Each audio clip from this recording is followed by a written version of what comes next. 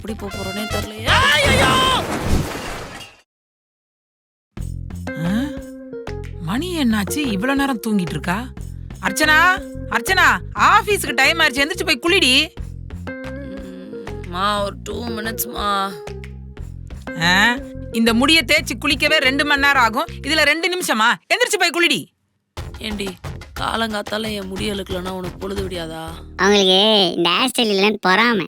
கரெக்டா சொன்னடா. ஏ பைத்தியம், யார்கிட்ட பேசிட்டு இருக்க? அதெல்லாம் உனக்கு சொன்னா புரியாது. தள்ளு, நான் போய் குளிக்கணும்.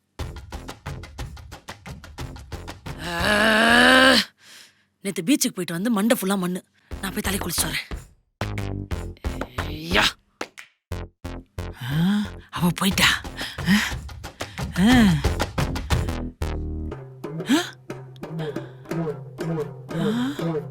இருக்கு. இன்னைக்கு கொஞ்சமா தான் கொட்டி இருக்கு.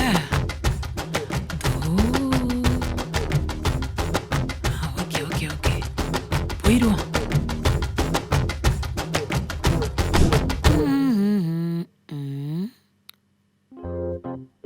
என்னது இது?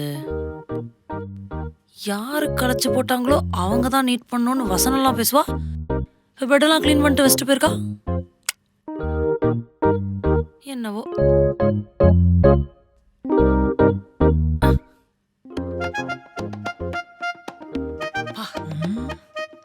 இவ்வளவு மண்ணுடா.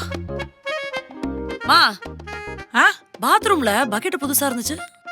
அதுக்கு என்னப்போ? இல்லம்மா, பக்கெட் நல்லா இருந்துச்சுன்னு சொன்னேன். சரி, நீ ஆபீஸ் கிளம்பல? டைம் ஆச்சு. கீழே டிஃபன் செஞ்சு வச்சிருக்கேன், ஆறிட போது, போய் சாப்பிடு. நான் தானே ஆபீஸ் கிளம்புறேன், நீ ஏன் இவ்வளவு பரபரப்பா இருக்க? எனக்கு புரியல. ஒரு அக்கறை தாமா உன் மேல. நீ அக்கறைலாம் பட மாட்டியே. ஐயோ.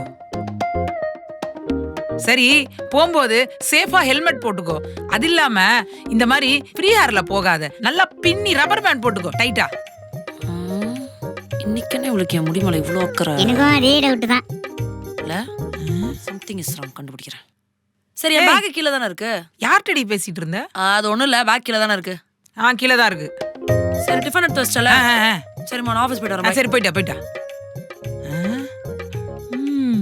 இதோ இருக்கு. இங்க இருக்கு.